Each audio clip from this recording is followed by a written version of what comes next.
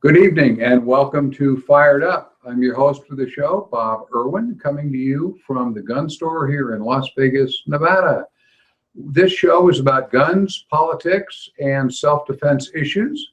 We are on radio station KSHP 1400 AM. If you're listening on there, well, that's why we're on in drive time.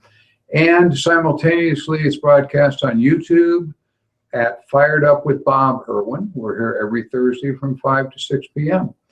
We are setting up a podcast system, hopefully in a week or two, and you'll be able to listen to the show on your iPhone or whatever electronic device you have with your little cords in your ear at the same time, rather than on the radio or in addition to the radio.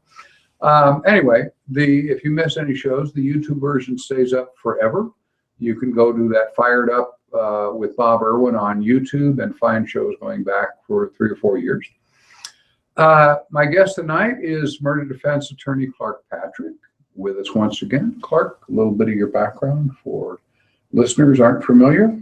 Sure, Bob. I grew up in Montana. I've been around firearms and hunting my entire life. Back in the late 70s, early 80s, I did a little stint with the Army as a tank commander. And for the last 11 years, I've been practicing law here in Clark County, specializing while doing only murder defense work. So hopefully you will never meet Clark in his professional capacity. But you'll be in good hands. Whatever you did, he'll take care of it. We hope. If you have a question or comment about the show, a question for Clark or a question about the show or any of the stories, you can send me an email at bob@firedupmail.com. It's on one of the little signs up in front here. We do answer every inquiry. If you send it by text or email, I will get an answer back to you. If you have a question for one of my guests, such as Mr. Patrick, you may just send it to that same address, and I will forward it to him for an answer. There's several hundred defensive firearms uses in the United States every week. We usually start out by covering several of those because they're not often covered by the mainstream media. They seem to cover misuses of firearms a lot. It fits their agenda, but so we do some counterpoint to that with some of the good uses of firearms. They're used about 200 to 1 for defensive purposes rather than criminal purposes, and we're just trying to kind of even up that a little bit. Clark and I will offer solutions to some of the shootings we talk about that, you know, maybe they could have been a little better if they'd done this, they wouldn't have gotten sued, or if they'd done that, or they should have called the police quicker or whatever. It may or may not apply to you in the jurisdiction you are sitting in. We generally talk about Nevada law. We are and judge cases by Nevada standards. What would be a good shooting in Nevada may or may not be a good shooting in Massachusetts. So the facts will be the same, but the result might be different. So we're simply offering advice as to how you should handle it, not giving legal advice for states that neither one of us are familiar with the law in. You're familiar with Montana law? A little bit. Idaho a little bit? Yeah. You know, you get up in the red states and the law's pretty easy. Yeah. When you get into the other color state, it gets tough because they have a lot of rules that you follow with. You have no idea. When you're traveling, you need to be aware of the laws in the states you're traveling in, because some things that would seem obviously legal to you are not. Ask a few people in New Jersey that are in jail for having hollow point ammunition, which is illegal to possess in New Jersey, things like that. There's lots of those. We'll start out, we're going to talk about a Fox News story from the 16th of this month. This is in Lee County, Florida. The incident began around 9:30 a.m. when a Lee County deputy tried to make a traffic stop on Interstate 75 in Estero. I assume if you're from Lee County, Florida, you know where that is. Instead of complying with the attempt to pull over, the driver took off, reaching speeds of more than 100 miles an hour. There's just one of these on the internet where the guy was going 200 miles an hour, a story that ran today, but didn't result in a shooting, but this one did. Anyway, The deputy chased the suspect onto an exit ramp where the suspect stopped, got out of his car, and violently assaulted the officer who was getting out of his car. A witness told WINK-TV 50, one of the reporters, that the suspect pulled the deputy out of his car and just kept beating him, throwing him on the ground and punching him in all different directions. That's a quote. At that point, an armed bystander who witnessed this got out of his car, ran over to where they were, told the suspect that he would shoot him if he didn't stop beating on the deputy sheriff. The suspect refused to get off the deputy. They were on the ground at the time with the guy beating on the deputy. The officer yelled, "Shoot him, shoot him, shoot him."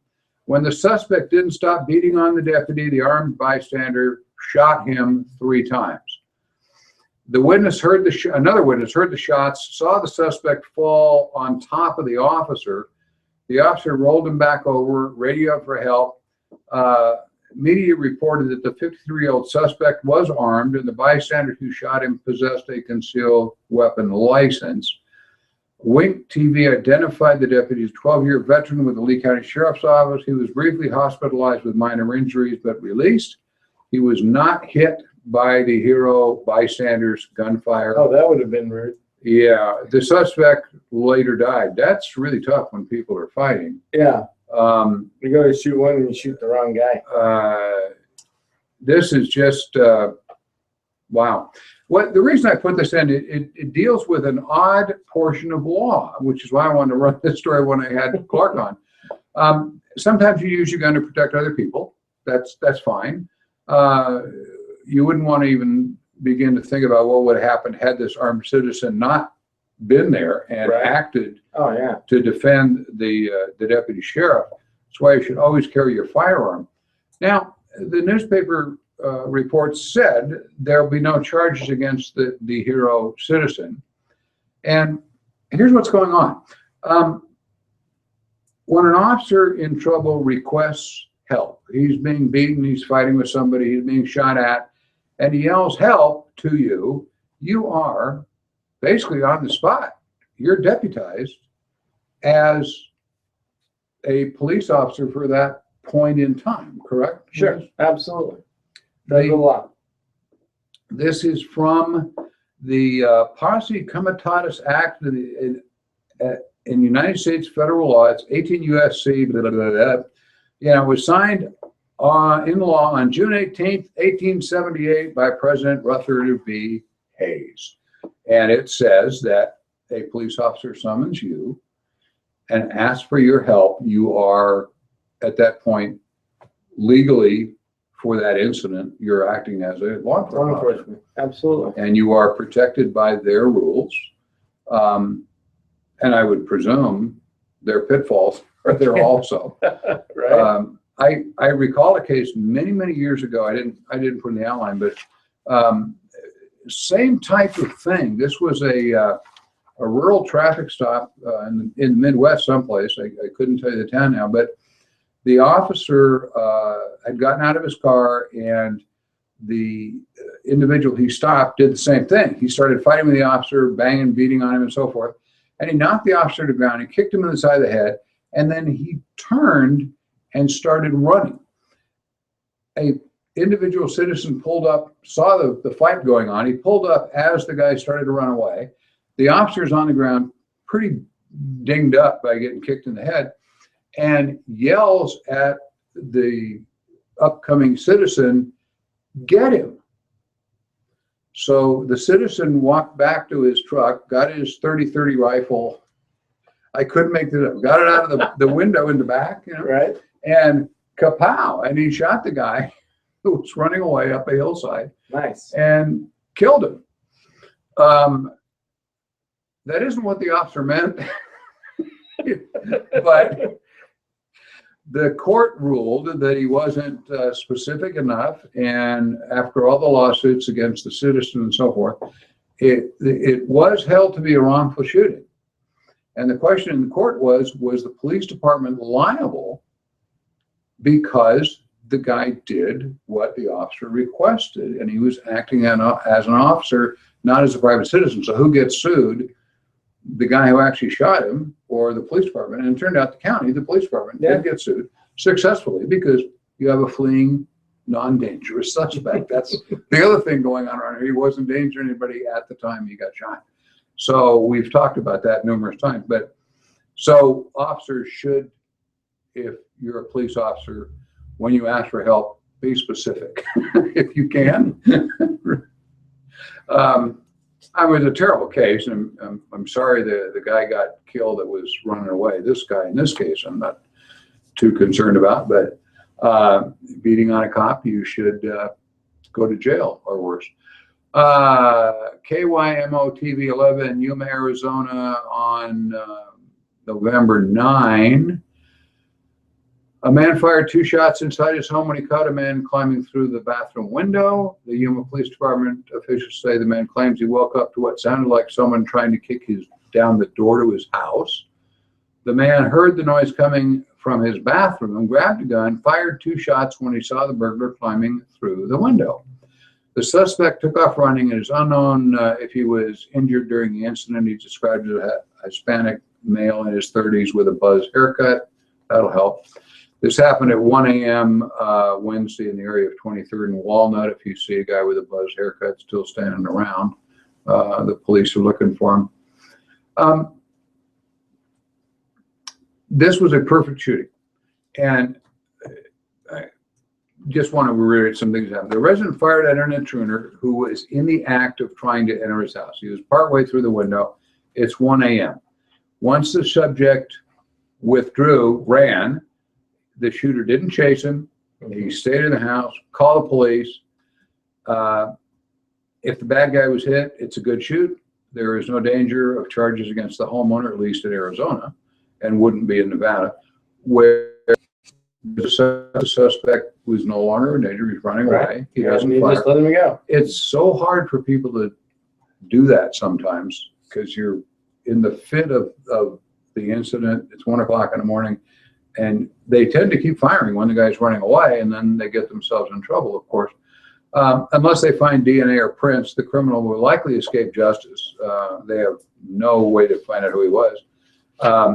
Hopefully he was thinking about he could have died, find another line of work. Probably not. But he now has fair warning that sometimes homeowners shoot at you. One thing you can be relatively certain of is he won't return to this same house. Probably not the same house. He got shot at. He's going to go probably to a different venue.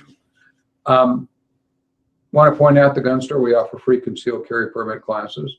Here, we do them 3 times a week, Monday, Wednesday, and Saturday, 3 separate classes. You only have to take 1. You can find them on our website, thegunstorelasvegas.com. Please do sign up for those. There's no charge for them except the ammunition to qualify and that sort of thing. But basically, the police are going to charge you $97.50 or something at the moment to get the permit. We only charge for the ammunition, a little bit for the paperwork. So the class is basically free. If you have a gun in your house, even if you don't want a permit, take the class, learn about the rules so you don't end up on the wrong end of one of these stories on Fired Up. Yeah, it's a good class. Well worth taking anyway. Clark took it. Learned all kinds of things you didn't know about the law. Well, probably not all kinds of things. Not all kinds of things, but I've taken it and 4 renewals. You should have it down by now. So if you shoot somebody wrongly, you can't really say, I didn't know that. Can't really say that. But you're an attorney that defends murderers. You must have known that. Must have. Missed that day in law school. Yeah, there's other secrets too. Wheeling news on the 9th of November, Bel Air, West Virginia. 2 suspects came to a home Tuesday night on Pipe Creek Road. There was no time given in the reports. Usually you can tell whether it's night or day, but it says in the evening, but there's no time in the reports. One was allegedly armed with a gun, and police believe his accomplice may well have been armed also. They knocked on the resident's door, and the resident opened the door. The 2 criminals forced their way in by assaulting the homeowner. Basically, they hit him upside the head and knocked him down. He hadn't answered the door with a gun in his hand, but after being assaulted, he recovered well enough to get up and get to where his handgun was. The investigators reported, we don't know for sure, but believe gunshots were fired by both alleged invaders and the homeowner. The resident suffered an injury to his head when he initially, apparently the guy hit him with a gun. During the initial entry, he was treated and released from the hospital. His wife and child were also home at the time. One identified suspect is still on the run, at least when these reports were done, with at least 2 gunshot wounds. His male accomplice is in custody after undergoing surgery, and the female getaway driver is in the county jail. The fugitive, the male in custody at the hospital, and the female who drove are all charged with aggravated robbery and child endangerment. So they fired rounds inside the house with children there. I use this to talk a little bit about opening your door when people are knocking on it at night. It is always a better idea to see who's out there before opening the door. We have a lot of these in Las Vegas, got a lot of home invasions, and the people tend to be victims when they open the door part way. And as you do, they shove there's 2 or 3 guys, they shove you in, and you can't hold the door back. They'll take the door right off the hinges, pushing you out of the way. You need to see outside. Cameras cost a lot of money. They work best. You can monitor from wherever you are in the house, and there's a recording of it. Or not at the house. Some of the new little doorbell things that go to your phone, you can wherever you're at, you can see who's at your door and talk to them. Yeah, several people that I don't have the doorbell, but that most of the cell phone companies have now. The security companies that will put cameras inside your house, you can get it to your cell phone, and if your alarm goes off, you can look and see if it's the dog or the house is on fire or whatever. Or your wife coming home because she doesn't realize how to turn off the alarm. No. Twice last week. Really? Yeah. Where going? My wife. Yeah. Have I ever met her? Clark is going to pay for that one because the aforementioned wife is sitting just off camera. I didn't say that. She's known you longer than I've known you, Bob. Clark.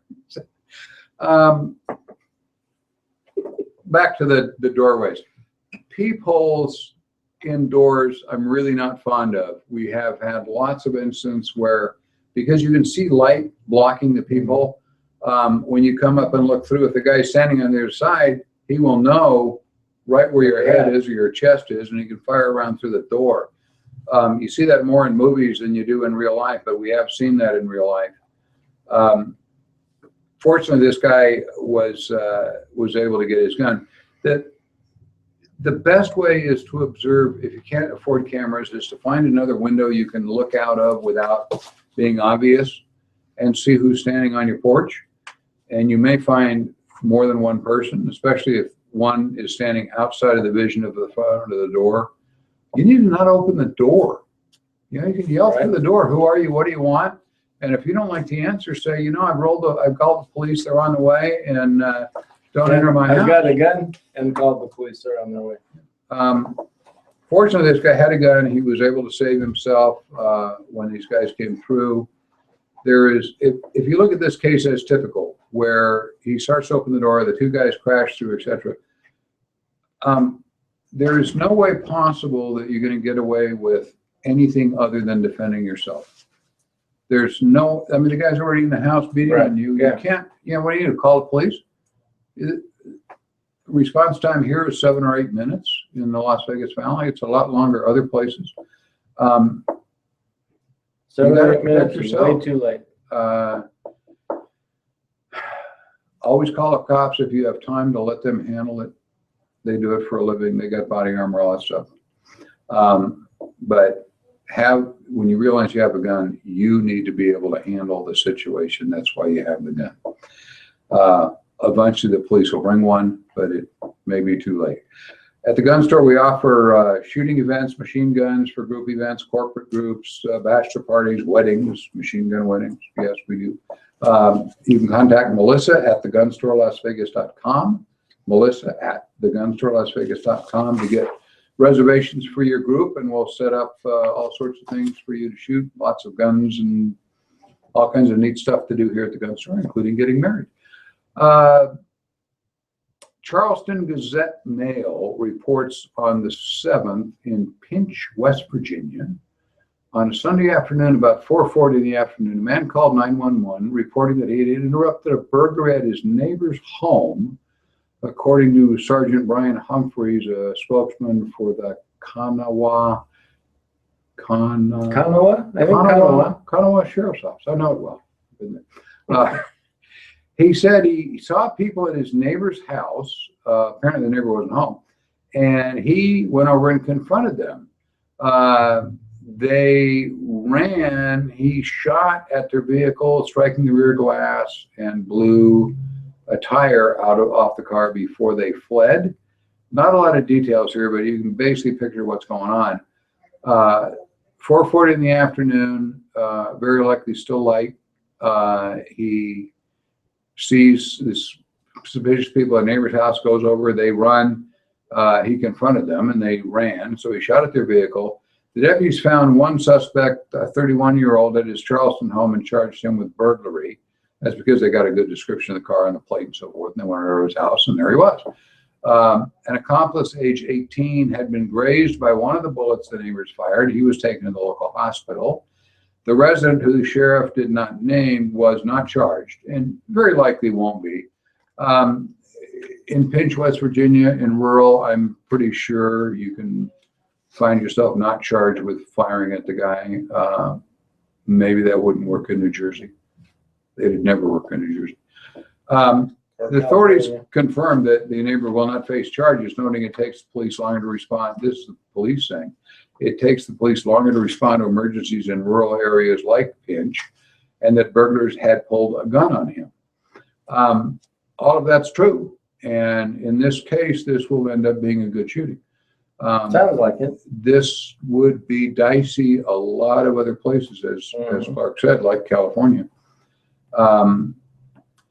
Rural officers are very much more understanding of response times. They rarely arrive in time to help. Occasionally in the city, cops will arrive when the crime is in progress, and they can help you.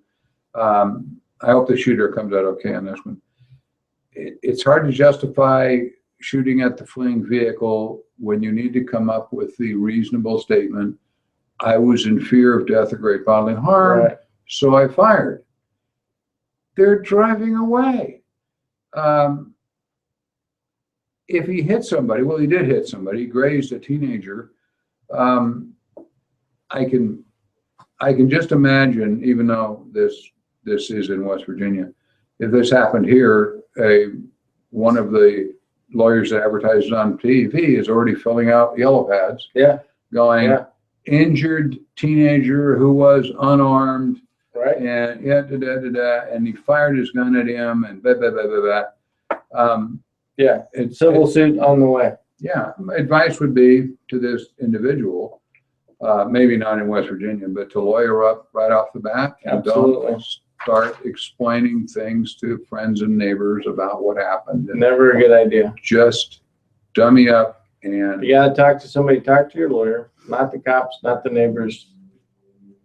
And this looks good on paper. You think, well, he fired at the car, they were leaving, but think this through. You got an 18-year-old with a minor wound, certainly was in danger of being killed. And maybe didn't do anything.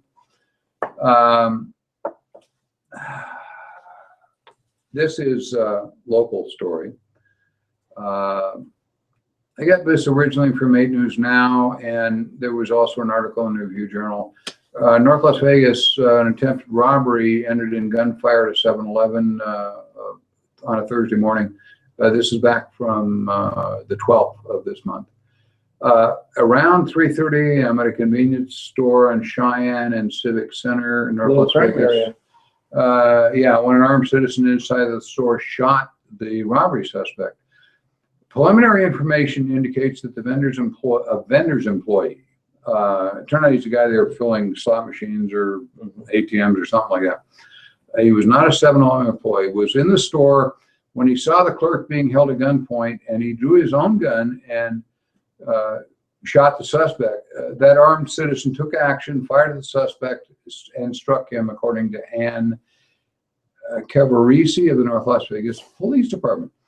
The injured suspect ran out the back toward the back parking lot where he collapsed and ultimately died. Investigators are reviewing the incident and security tapes to decide whether the shooter will be prosecuted. I know hearing that, you're looking at why would they do that? They're just looking at it. It's the investigation. That's what they do, because they have to look at all the details and see the videotape backs up. The nice thing about 7-Eleven shootings, there's always lots of videotape. Yeah, we get all kinds of usually in angles. high definition, sometimes Yes. with sound. The police said justifying self-defense is tricky and must be investigated on a case-by-case basis. I couldn't agree more with that. Speaking in general terms, the officer said deadly force is justified when there's an imminent threat and there's a need to defend one's life or someone else's. In this case, there was an armed robbery going on and he felt the need to take action, said the lady spokesperson. The shooter is said to be cooperating with investigators. That's nice. The robber had been identified by Clark County coroner as a 24-year-old from North Las Vegas. According to police, he was responsible for other robberies in the area. They say there were several people inside the 7-Eleven at the time of the shooting and no one else was injured. So he shot straight, hit the right guy.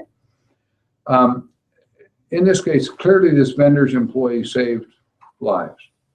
Yeah, but in personal opinion, from being a defense attorney, which sometimes not see eye to eye with law enforcement Or me. or Bob, but and we were just talking about California and New Jersey, and it's kind of disheartening to me that the North Las Vegas Police Department would say that self-defense is tricky, and that they want the cops to handle it, when obviously when you have a gun pointed at you, you have to take action sooner than even the 5 to 7 minutes that the police show up. And in my experience over the last 11 years, I would say that Las Vegas self-defense cases are closer to if you lived in California and New Jersey rather than if you lived in Texas or Montana. Yeah. And it's a little scary to me to see some of the people that I've represented that are being charged with what at first blush and at deeper blushes is obviously for self-defense. But that's just my rant, and as a defense attorney, which doesn't always comport with what Bob or the police think. Well, I'm going to go on that point a little bit too. There's always more going on than is in this newspaper article. This thing is this long, and that's the entire statement from the police so far. The real case is going to be 4 banker boxes full of stuff, all of the details. So there's always little things that change everything. There is, I know from talking to people that, I'm watching the police tiptoe around this by saying what they're saying, the police should be involved. There is a danger in this case of gang retaliation. Apparently there's cause to believe that the dead guy is a gang member and the shooter may have his life in danger now for retaliation, which maybe one of the reasons they didn't do all this. The common position of police, of course, is to always tell citizens, observe, record the information, and wait for officers to arrive. What else are they going to tell people? Right? If they go on the air and say, if this happened to you, shoot the guy. The police almost can't say that because the circumstances may be just slightly different. The shooting is totally invalid. This one looks good, but what else could the police say? But if possible, wait for us and we'll handle it, Reality, of course, is it's happening right now and you can't wait for the police. And the officer even that said that, I'm sure knows that. I mean, I've got to give full disclosure here in me defending her a little bit. I have lots of friends at North Las Vegas Police Department. I instructed many of them in police academies. I instructed a number of their firearms instructors in academies. And I have lots of friends out there, done lots of cases for them and against them over the years and this and that and the other thing. But this is a very hard thing. When the press goes to the police and say, what should he have done? What can the police say other than try and wait till we get there? They can't say shoot the guy. It's just not going to work out for them. So Maybe in Texas. they're caught in the middle. I've got a shoot the guy case here later on tonight. At the gun store, we offer, I mentioned that, machine gun shooting at corporate events and weddings and stuff. Yeah, contact Melissa on our webpage, thegunstorelasvegas.com. Let me see how time we're doing. We're doing there. We're 5:33. I'm going to get to one case that I wanted to cover. Oh, there's a couple. We'll skip 6 for now. This is, so we'll go to 7. This is from the Courier newspaper in Cedar Falls, Iowa. A little complicated, but I wanted to get this on. A couple were both headed home. They live together in a condo. They're out in separate vehicles. They're driving home to go home after an evening out, apparently, or something. They didn't say why they were out. They're out. They're coming back home. The boyfriend got caught at a red light, but his girlfriend didn't. So she got there first. He's like a minute behind her. The boyfriend pulls in a minute and a half after his girlfriend and discovered his girlfriend was screaming she had been stabbed. According to police, a mentally ill subject had stabbed a fellow tenant 24 times, stabbed the apartment manager 8 times. This is at the University Avenue Studios apartments, as well as stabbing this guy's girlfriend when she pulled up in the middle of it. The boyfriend, pulled out his gun, ordered this mentally ill subject to lie on the ground, according to Chief Jeff Olson of the Cedar Falls Police Department. The mentally ill guy complied with the order. He remained on the ground until police arrived. The boyfriend had already reholstered his gun by the time the officers got to him, which is a good idea. You don't want the police showing up and you got your gun out, unless it needs to be, because they don't know who you are. And this guy showed probably amazing restraint, because if the guy was stabbing his girlfriend, he could have probably shot him very easily and been justified with it. But he said get on the ground, and he did. And he did. That's amazing restraint. Kudos for him. I don't know that I would have done that either. I think I would have shot the guy about 200 times, but you know. Well, anyway, it was his girlfriend. It wasn't his wife. You're not going to survive the night. No, I'm not. Clark, we get done with the show. We're going to need officers here when Clark gets off the air. Anyway, the investigators started talking to the guy, and he said he had requests from God.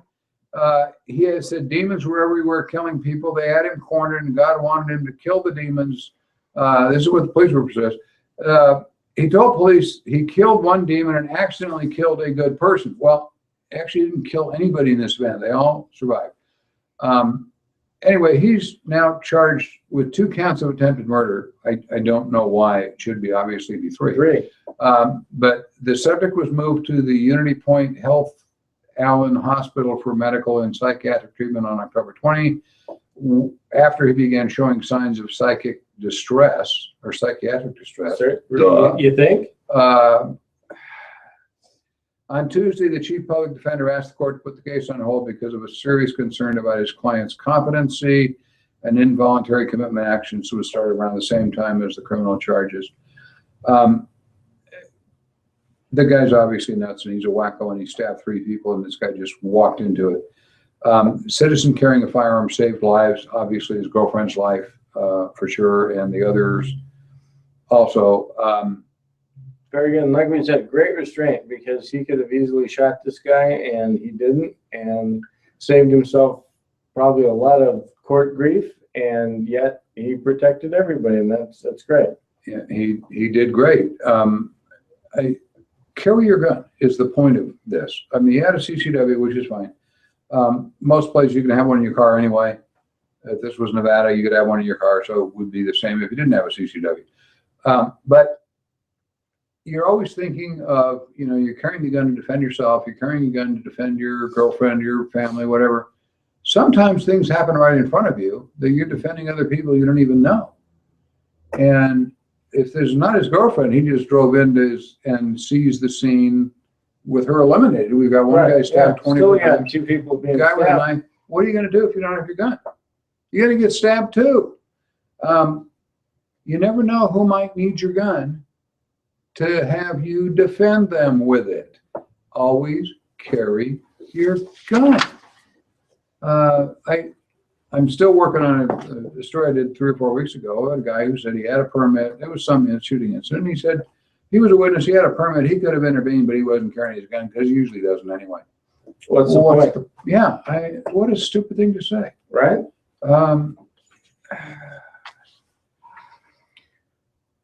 Must have been a Democrat. On the 15th, a couple days ago, Coweta County, Georgia, 78-year-old woman was getting ready for an afternoon nap at 3 p.m. when she heard a noise inside her Montgomery Road home. She then loaded her gun, opened the bedroom door, and saw 2 men standing in the hallway. According to the report, the men were in the process of stealing furs and tools from her home. But after seeing the elderly resident's gun, the men reportedly ran out of the residence and fled in a car. She didn't shoot the car. Yay. Yeah, that's good. Colonel James Yarborough of the county sheriff's office said, "We don't know why they selected that house, but they picked the wrong one. Neighbors were able to give us a description of the vehicle. Deputies pulled the escape car over and took the subject into custody. No resistance is noted in the reports. The suspected home invaders are 2 men aged 22 and 44, as well as the female getaway driver. She's 49. All have been arrested. The 44-year-old male is charged with burglary and felony possession of a firearm by a felon. The 32-year-old male has been charged with burglary and theft by receiving stolen property. The female getaway driver is being charged with burglary. Another senior citizen saves her belongings and probably her life because she had a firearm and the will to use it, but all she had to do was point it. There are thousands of these incidents every year where victims prevent their own injury or death. If you can legally keep a firearm in your home, do so. Practice with it. If everybody could have a gun in your house, did that, the crime rate would drop dramatically because these thugs would keep getting shot, and they learn their lesson, or they learn their lesson, or they're learning it from the gene pool. Right. You know, it's a good thing. The question about, she loaded her gun. Well, hopefully it was either a semi-automatic and the clip was laying next to the gun, or at least a speed loader with the. And there's different things. You may have grandchildren that are running around, and she's trying to keep them safe, so she doesn't want to keep it loaded. But you never know. It worked. She heard him, loaded the gun, went out, pointed it, and they ran. I mean, perfect. So yeah, what else can you say? And this is a companion to another story. That's really close, except this was in Cabin Creek, West Virginia. This is Channel 3 WSAZ TV News. Investigators say a warrant has been issued after breaking at a home where the homeowner fired a gun to scare off the intruders. The incident happened at 2 a.m. on Sharon Hollow Road. The victim is a 78-year-old male in poor health. 78-year-old female here. I'm doing matchmaking now. Yeah, we should get it together. He's 78. He's in poor health, according to his daughter. She said her father was startled when he woke up to find 3 intruders in his home. The intruders shoved him, apparently pushed him down. He got up, went to the bedroom, grabbed his pants and his gun. Hate to shoot somebody in your underwear. Well, he knew what was going on. The subjects were trying to steal the victim's pants, believing his wallet would be in them. It wasn't, because he knew better from a prior incident. Back on August 31st, we're going 2 months back, the same woman and a man broke into the same home and stole $20,000 in cash and his bank account information. They stole all his identity and his credit cards, said his daughter. The months that followed, the elderly victim got harassing phone calls, and there were a few more break-in attempts. Nice. Now they're back. They got into the house again, this time with a third guy with them. The victim knows the woman because she is a relative by marriage, a former relative by marriage. They don't know the other 2 men who were allegedly with her were with her at this time. A warrant's been issued for this 42-year-old female. She'll be charged with nighttime burglary and first-degree robbery. Shortly after the incidents, deputies say the woman showed up at a local hospital with a gunshot wound, but fled before the deputies arrived. They're still looking for her. When you come in with a gunshot wound, they call the police wherever you are. No matter how good your story is, they call. She knew that. She got patched up and ran. The daughter is glad her father defended himself this time. Otherwise, she fears he may be killed. Shoot him, she said. That's what I told her from the get-go, is shoot him. We'll call the cops and then we'll sort it out. We'll leave that alone. Investigators say it doesn't appear the elderly shooter did anything unlawful. No other information is being released. So when I ran across this, we have this guy has had his home invaded twice and several other attempts. The female suspect here really needs to be in jail. They stole his ID. She's charging on his credit cards, harassing him. This is a rural area where law enforcement apparently has no budget to do a stakeout at the house. And because obviously she's going to be back. They tried several. Sounds like it, yeah.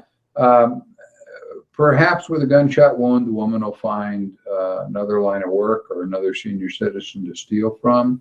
Hopefully another armed senior citizen.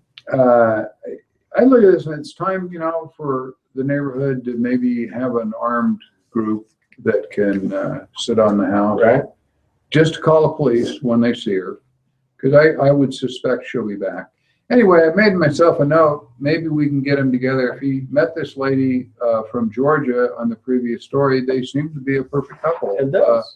They're both 78, they both got guns. She's a little more aggressive, and it seemed they would work out just fine. It's Bob matchmaking here. It looks like we'll have time, so I'm going to run back to this one, skip, so I don't get out of sequence here. This is Southeast Georgia today, reported on 10/25 of 16, last month. I believe the death of a 24-year-old Toombs County man Saturday night was accidental. This is actually a story I need to run. According to a captain with the Toombs, yeah, Toombs. Yeah, Toombs. Not like Tombstone, but Toombs. Anyway, the guy's with the local sheriff's office, whatever it's called. His preliminary report said a 29-year-old resident had no idea it was his cousin that he shot in his home on Johnson Corner Road. The investigator said it appears at this time what we believe to be an accidental shooting. The best way to describe it is identification of an intruder versus a friend playing a prank. The resident thought he heard someone enter the home and had a pistol in his bedroom for protection. He got it. He's coming down the hallway.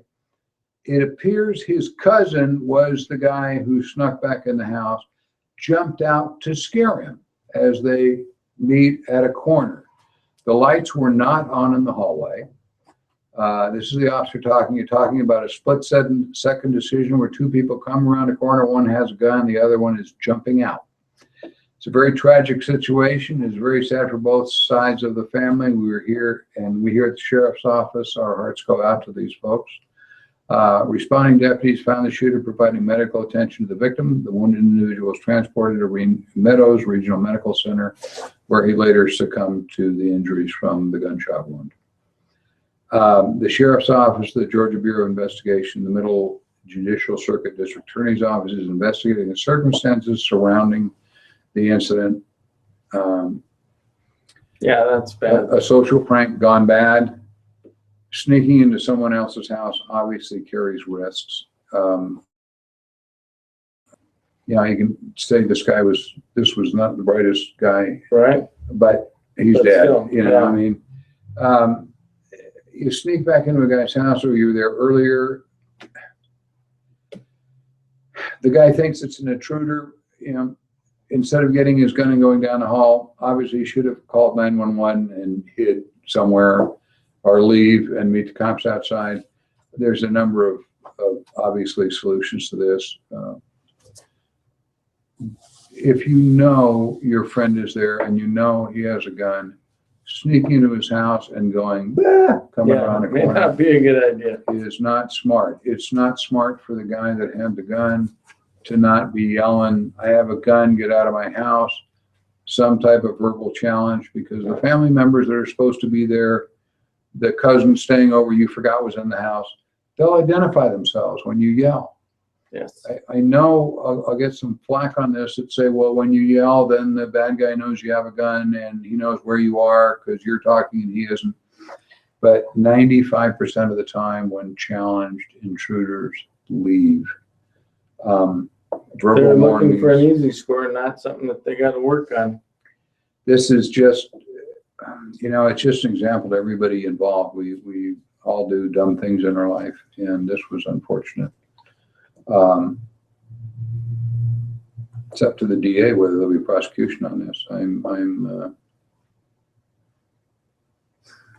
don't want to sue your own cousin. Yeah, no. It's, that's really tough.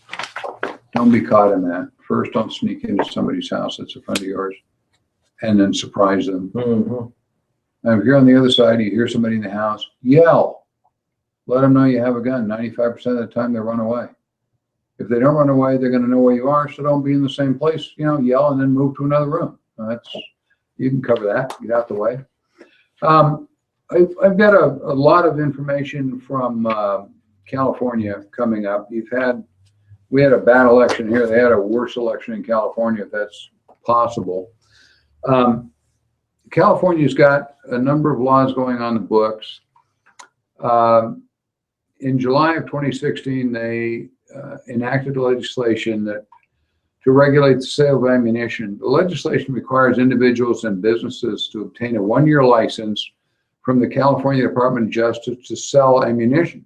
So that's all Walmarts, all gun stores, all everybody. You need a license to sell ammunition. And where they're getting argument, other than the obvious, is hunting guides and people that run hunting things, or you take your friend out to go hunting. It's okay, to let him use your gun if you're inside of him, but in California now, if you give him ammunition, you're not a legal ammunition seller. You can't transfer ammunition. But you're not selling it. Yeah. So hunters selling 50 rounds of ammunition per month or less for hunting trips don't have to get a license. So what they're talking about is professional guides. Right. When they can give you a rifle to go hunting with because they're inside of you and so forth, but they're selling you the ammunition. If they sell more than 50 rounds in a month, they have to be a licensed So the guys have to center. guide people that are good shots, because if you have 20 guys, They only need 2 bullets each. they only need two. They can only give them 2 bullets That's each. 40 rounds, and you're done for the year. And you're done for the year. Yikes! This is such crap. Large capacity magazines. We've talked about that. California banned standard capacity magazines, what everybody else calls them, what they call large capacity, anything over 10. They banned most of them in the year 2000. Individuals who had large capacity magazines before 2000 were allowed to keep the magazines. Proposition 1363 removed that exemption for pre-2000 owners of large capacity magazines. The measure provides charging individuals who do not comply with it with an infraction. It's not a crime, but it's a fine or something for the first one. So the grandfathered magazines in California, when this goes into effect, and I'm not sure when it does, it wasn't in the article, I should look for it. Now the grandfathered magazines you had are no longer grandfathered. At some point you got to turn them in, or you can bring them up and turn them into the gun store in Las Vegas and we'll sell them for you. I can just give them to us and we'll keep them, and that way California won't get the money. Proposition 3 also enacted a court process that attempts to ensure prohibited individuals not continue to have firearms. The measure requires courts to inform individuals prohibited from owning a firearm that they must turn in their firearms over to local law enforcement sell their firearms to a licensed dealer, or give their firearms to a dealer for storage. It requires probation officers to check and report if any of their clients have firearms that they did this, that they turned them into the police or Right. whatever. When you're convicted of a felony, you can't have firearms. Ever. Apparently, ever. And apparently, when they already had one, if they go to buy one, they get caught with the background check, but if the ones they already owned, Right. well, they do know, because in California, all guns have to be registered. So they're talking about unregistered guns here, I guess. So the guy has to go turn in his unregistered guns, But only if you tell somebody that he has it. and he gets arrested for that again. Hmm. Starting July in 2019, some July 16 legislation that would have prohibited most California residents from purchasing ammunition outside the state and bringing it into the state without having first delivered to a licensed dealer. Proposition 63 moved the start date up a year and a half. It now moves to January 2018. It also makes bringing out-of-state ammunition into the state without first delivering it to a dealer, and again, an infraction.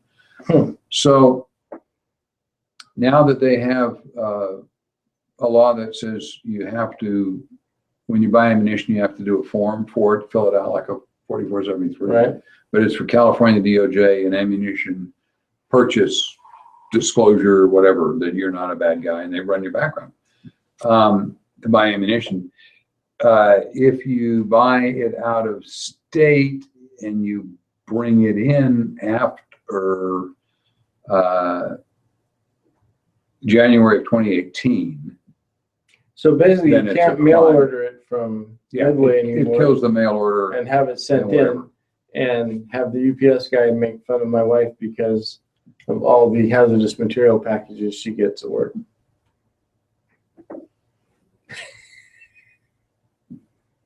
You really have a death wish. I do. Anyway, the measure also requires dealers of ammunition to report theft or loss within 48 hours, just like dealers in guns do. So if somebody steals your bullets, then you got to report the theft or loss within 5 days to local law enforcement. Fail to do that is an infraction under the initiative. So Wow. California is going to be fun, but I'm sure that the crime rate will drop immediately Just like it did in Chicago. when people have to fill out forms This- to buy They ammunition. keep getting more and more ridiculous. How How do you enforce this stuff? right. I mean, they've got to have an army of Wow. cops chasing hunters around the woods. Yeah. How many rounds did you sell to this guy Right. in your hunting party? Right. They have the same thing for loss or theft on guns. You have to report it within 48 hours. And that's a real problem. They've had a few cases I'm aware of where people didn't and they got charged with the infraction, but Right. they didn't know the gun was gone. You know, when's the last time you looked under your mattress to see if your gun's still there? Or, you go on vacation for 2 weeks. Well, then you got to transfer it to somebody else. They got to fill out a 40. Oh, never mind. Wow.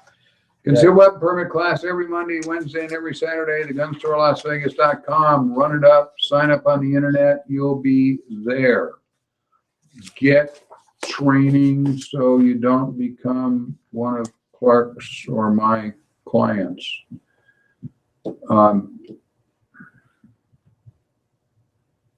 Got a guy in jail right now that I really can't talk about the case, but he's probably did absolutely nothing wrong, and he is looking at serious charges. Hopefully we can, kind of sad, he's been in jail for like a year now. Gun show's coming up, Las Vegas Gun Show at the Sports Center up the street from here, Sunset and Las Vegas Boulevard. This coming weekend, the 19th to 20th, Saturday and Sunday, we have a table up there. I'll be there at least part of the time, especially on Saturday. If you want to talk to me about something in person, I'll try to be there Saturday at noon. I try to do that noon to 1 as a regular thing for the gun shows. We have the great Las Vegas Gun Show coming to Cashman Field on November 26th and 27th. Is that a new one? That is a new company. They haven't been in Vegas before. Now we have the Las Vegas Gun Show, and this is the Great Las Vegas Gun Show. I can see some litigation there, but and then Rocky Mountain is running a back after a long time.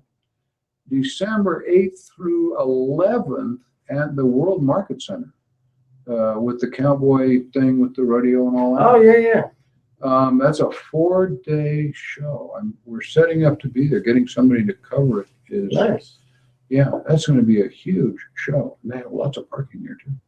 Yeah. Anyway, we'll be back next Thursday, 5 to 6. Thanksgiving's coming up. We're going to tape that show on Wednesday and broadcast it on Thursday in a normal time slot. Hopefully the guys at the station are listening to that, because we're going to take that show on Tuesday and send you down a disc of it. Thanks for watching us on YouTube. Questions or comments, again, to bob@firedupmail.com. And please like us on Facebook. We got lots and lots of friends on Facebook now and likes, and we will keep you in the loop on that website. We are looking at taking right now the stories that we're doing and putting them on the website in written form, so you can scan through them. And I've got enough to do, a lot now with it. I was going to put them in a book, and I thought, well, that's kind of silly because everybody gets it off the internet. Right. So you can cross-reference on there similar incidents to what you are and see what we thought of it, and see how we guessed wrong, because by the time you read it, the case will be resolved and we'll have been wrong. Usually. No, not usually. Usually Once in right. a while. Once in a while they fool us. Thanks for listening. We will be back. Have a happy Thanksgiving evening, and we'll be here next week on tape. Thanks for listening.